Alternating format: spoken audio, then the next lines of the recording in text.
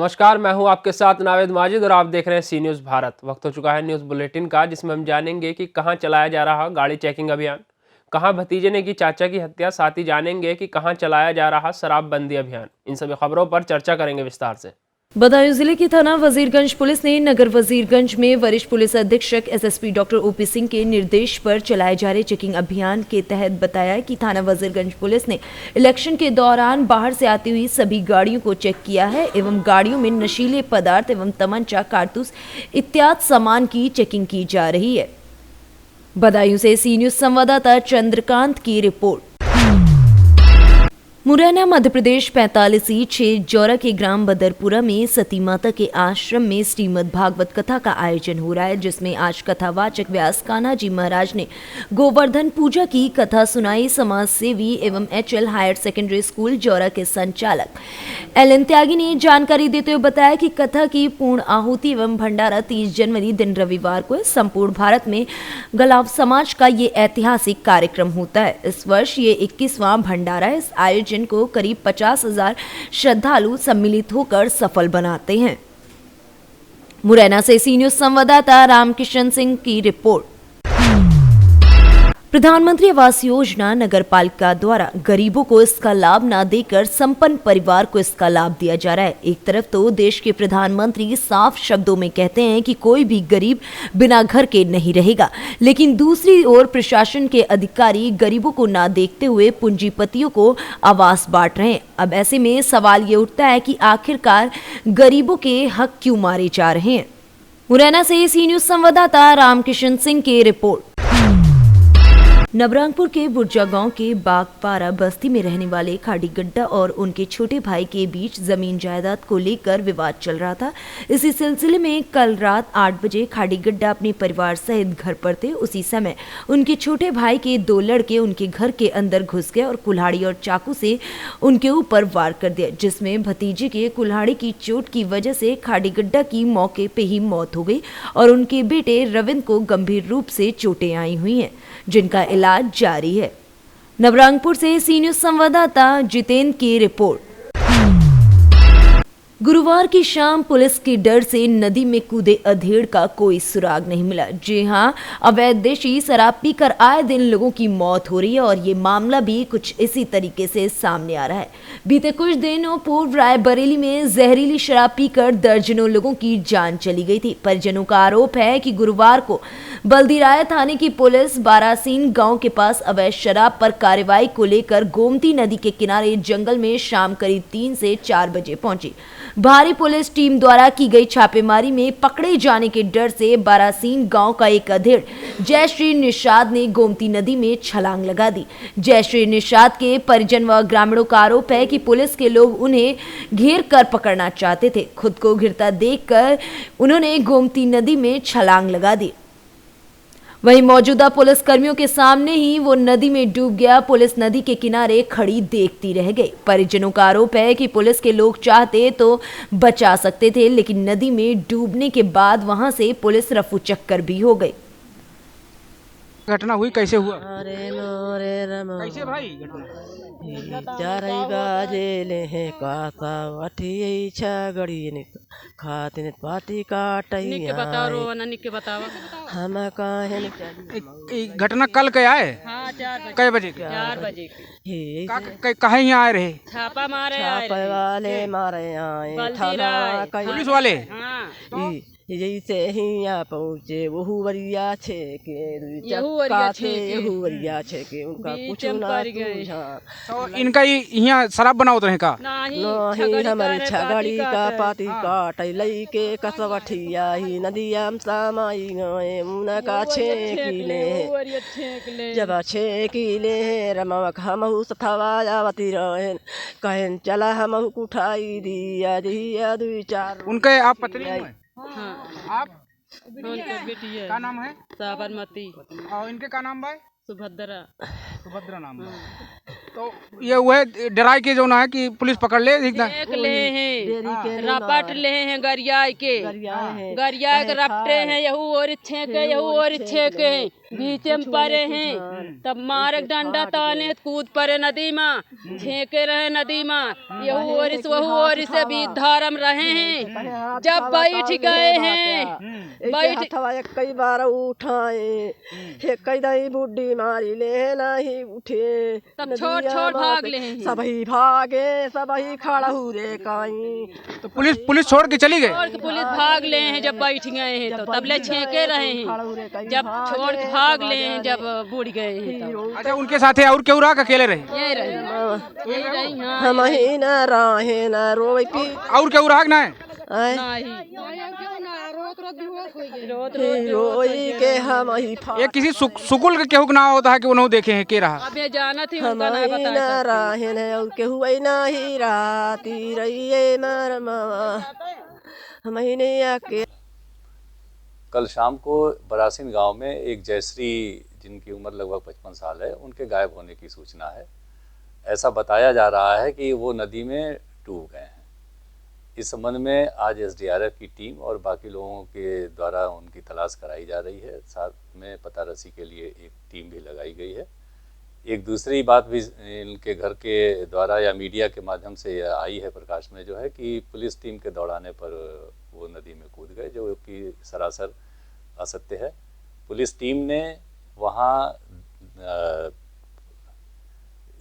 जो अवैध शराब के निर्माण स्थल थे वहाँ पर दबिश देकर और लहन नष्ट किया गया है, जबकि वहाँ से काफ़ी दूर पर यह घटनास्थल है। न तो पुलिस ने कोई दौड़ाया है न इस तरह का कोई कार्य पुलिस के द्वारा किया। फिलहाल इस पूरे मामले में पुलिस अग्रिम कार्रवाई करने में जुटी हुई है। सुल्तानपुर से सी न्यूज संवाददाता मनोज पांडे की रिपोर्ट। न्यू लाइट हॉस्पिटल में प्रसव के दौरान नवजात शिशु की मौत हो गई। वहीं परिजनों ने जमकर हॉस्पिटल कर्मचारियों पर लापरवाही का आरोप लगाया और हंगामा भी किया। स्वास्थ्य विभाग की मेहरबानी से क्षेत्र में फल फूल रहे हैं झोला छाप अस्पताल, जिसकी वजह से आए दिन ऐसे मामले सामने आते रहते हैं। बता दें कि प्रसव के दौरान नवजात शिशुओं की मौत का मामला ये कोई पहला मामला नहीं है। प्रशिक्षित डॉक्टरों की बजाय गांव की आशा नर्स यहां पर ऑपरेशन कर रही हैं। नवजात शिशुओं की मौत पर स्वास्थ्य विभाग मौन क्यों है, ये अपने आप में एक बड़ा सवाल है।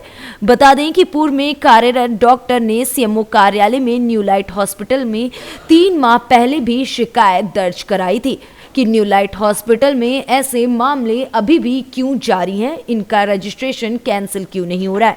इस पूरे मामले पर आखिरकार जिम्मेदार कोई कार्रवाई कब करेंगे। आपका मिथिलेश क्या मामला हुआ? मामले में जे के हम अपने घर से बहू लेके आए। बहू हमने 5 बजे भर्ती करी, इन लोगों ने चेक करी और कही हाँ भर्ती करो 12 बजे तक बच्चा हो जाएगा। वन फिंगर खुलाए अभी और हम दवाई दूरी से मतलब 12 बजे तक बच्चा हो जाएगा। 12 बजे तक हमने कुछ ना कहा, दवाई दूरी करते रहे। मतलब फिर इन लोगों ने 12 बजे के बाद कि 2 फिंगर होगा, 2 फिंगर से फिर 3 नहीं हो रहा। फिर इन लोगों ने बहुत कोशिश करी तब 3 हुआ। फिर 4 बजे वो 12 1 बजे के बाद 1 बजे के बाद जब इनने लोगों ने अंदर ले गए, अंदर ले जाके फिर इनने खींचा तानी हम अपने जो लोग बाग संग लेके आए, इन लोगों ने को हमने अंदर एक हमें हमारे पैर टूट रहे, मतलब काँप के हम बाहर खड़े आए। तो हम जिनसे फैसला हमसे तुम चली जाओ अंदर, हम पे जाना पड़ रहा। बहू हमारी इतनी पीड़ा की वजह से कराए रही, इतनी बुरा हाल इतना कि 3 लोग तो हाथ डाले, शरीर फाड़ के चीड़ के रख दिया, इतना सर निकलो। जब हम इनसे कह रहे हैं अब नहीं तुम रह पाएगी नॉर्मल डिलीवरी, तुमने कोशिश बहुत करी, तुम्हारी कोशिश नाकामयाब है रही, तुम मतलब अब ऑपरेशन करती हो कि कैसी माँ है जो ऑपरेशन के लिए कह रही है।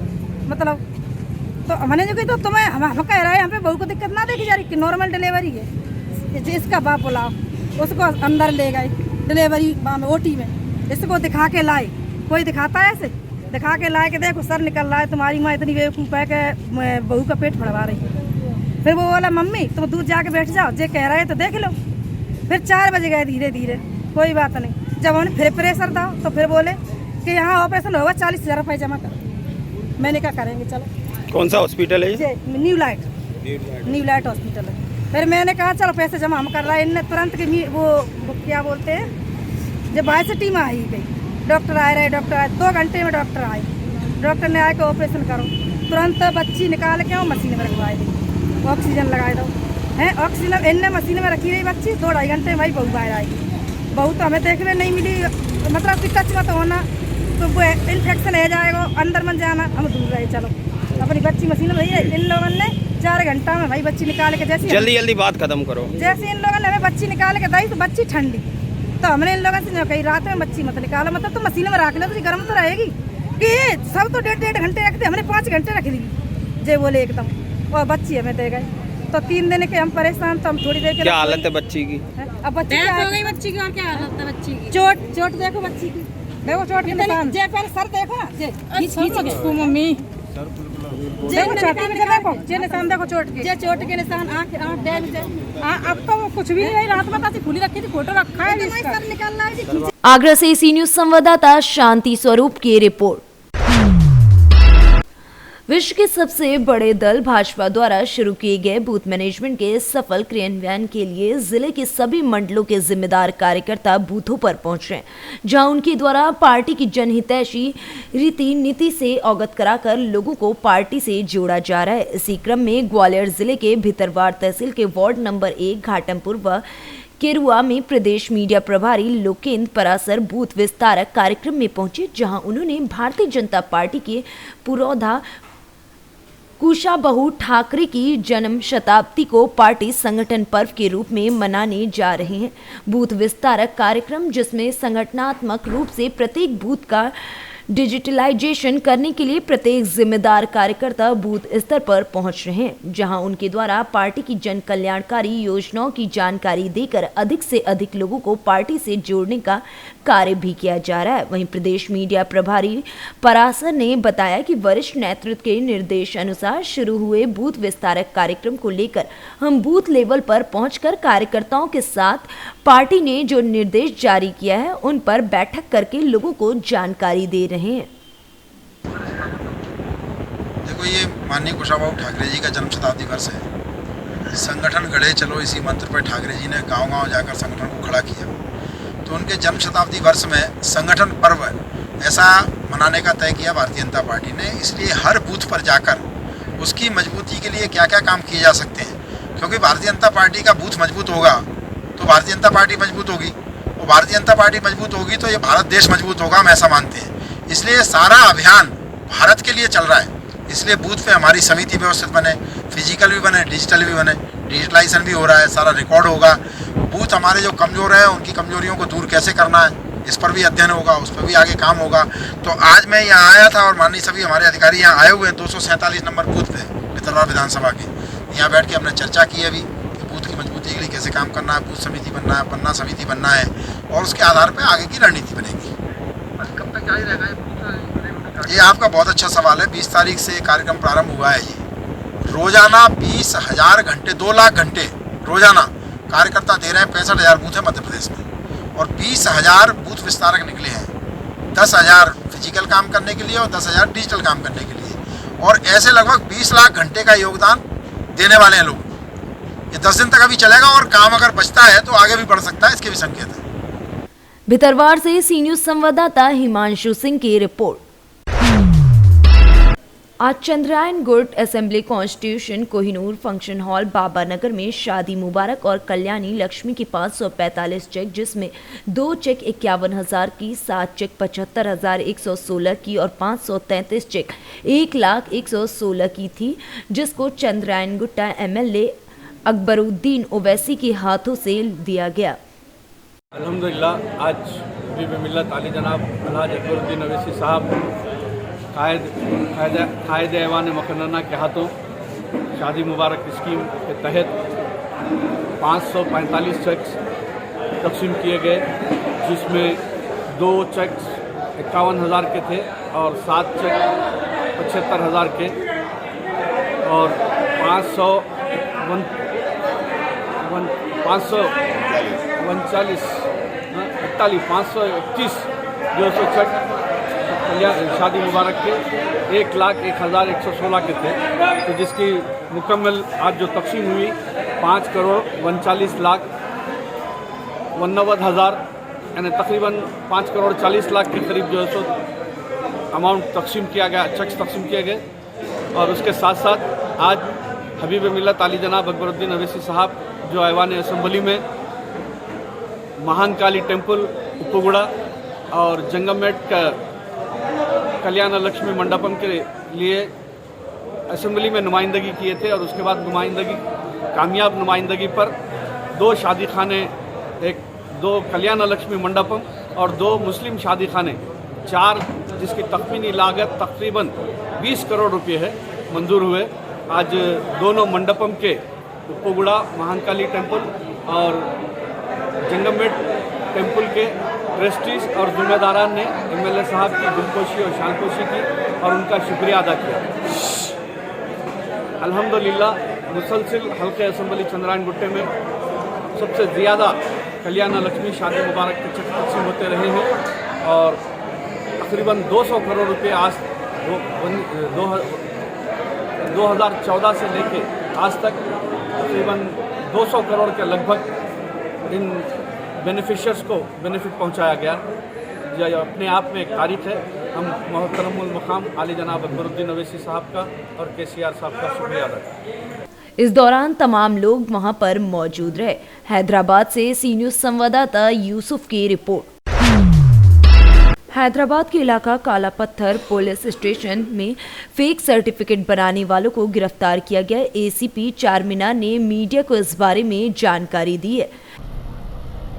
उनके दोस्तों मिसबाउल्ला, असलाम और फरीद, ये लोगों भी उनके घर का आसपास में रहता है, तो थोड़ा लोगों को पहचानने वाला है।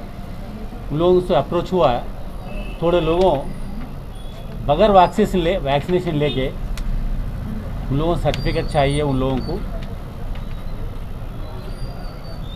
अगर कहीं जाना है तो भी अस्पतालों में जाना है तो वैक्सीनेशन सर्टिफिकेट पूछ रहे हैं, मगर उन लोगों उनका वजह से पर्सनल रीज़न से नहीं करना चाह रहे हैं, मगर सर्टिफिकेट चाहिए। उनके वास्ते सर्टिफिकेट होना है बोलो तो मैं करके दे तुम बोल के एक आदमी से 1000 तक लेके उन लोगों को बगैर कोविड वैक्सीनेशन दे के उनका आधार डिटेल्स एंट्री करके कोविड वैक्सीनेशन सर्टिफिकेट जनरेट करके दिया है। पैसा लेने में थोड़ा लोगों आइडेंटिफाई हुआ, उसमें अभी तक तो 8 जने आइडेंटिफाई हुआ उन लोगों के नाम से। अभी उन लोगों का कहाँ तक रोल है उन लोगों को कुछ चाहिए, इन लोगों को प्रो करके ले लिए, उन लोगों से आगे इंक्वायरी में मालूम होगा। ये 4 लोगों को आज काला पत्थर पुलिस स्पेशली सुदर्शन और विक्रम सिंह जो डीए है, उनका टीम जो स्पेशल है, वो इन्फॉर्मेशन आने से उन लोगों को हिरासत में लेके इंक्वायर करके वो सही है, इन्फॉर्मेशन सही है मालूम होने के बाद उन लोगों को अरेस्ट करें। आज अदालत के सामने पेश करेंगे और रिमांड को भेजेंगे। वैक्सीनेशन सर्टिफिकेट इशू करें या आरटीपीसीआर भी?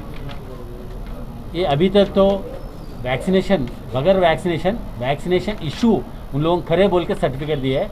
आगे भी अभी इंक्वायरी करेंगे। वही आरटीपीसीआर है, वो तो टेस्ट करे से है, वो तो अभी मालूम नहीं है, अभी आगे इंक्वायरी में मालूम होगा। ये लोग कब से अभी अमाउंट तो नहीं है, वो उन लोगों को खर्चों में हो गया। अभी हमारे को 8 जने का इंफॉर्मेशन है, 8 जने सर्टिफिकेट लिया बोल के। अभी आगे इंक्वायरी में कितने लोगों को दिए, कौन लिए सर्टिफिकेट हर आदमी को 1000 रुपये जैसे ले लेके सर्टिफिकेट दिलाया। सर्टिफिकेट लिए वही है ना, वही मैं बताया हूँ। हैदराबाद से सी न्यूज़ संवाददाता यूसुफ की रिपोर्ट। उत्तर प्रदेश विधानसभा चुनाव की घोषणा हो चुकी है। जनपद रामपुर में दूसरे चरण में वोटिंग होनी है। बता दें कि आने वाले 14 फरवरी को वोटिंग होगी। इन चुनाव को निष्पक्ष कराए जाने का जिम्मा जिला पुलिस के साथ साथ पुलिस प्रशासन के कंधों पर भी है, जिसको लेकर पुलिस द्वारा बड़ी संख्या में आपराधिक किस्म के व्यक्तियों पर चुनाव शांतिपूर्ण ढंग से कराए जाने के उद्देश्य से कार्रवाई की जा रही है। पुलिस द्वारा जगह जगह ढोल और नगाड़े बजाकर आपराधिक किस्म के व्यक्तियों को रेड कार्ड नोटिस व अन्य नोटिस थमाए जा रहे हैं। पुलिस अधीक्षक अंकित मित्तल के मुताबिक विधानसभा निर्वाचन 2022 चुनाव के मद्देनजर लगातार ऐसी कार्रवाई जारी रखने की बात कही गई है। देखिए, विधानसभा सामान्य निर्वाचन 2022 का चुनाव जनपद रामपुर में 14 फरवरी को मतदान होगा। उसी मतदान के दृष्टिगत हमारी 5 विधानसभा में सभी 16 थानों में हम लोगों ने लगभग 50 से 55 हज़ार लोगों को ऐसा चिन्हित किया है जो या तो अपराधी तत्व हैं या असामाजिक तत्व हैं, जिनसे किसी भी प्रकार का चुनाव को प्रभावित करने का भय है।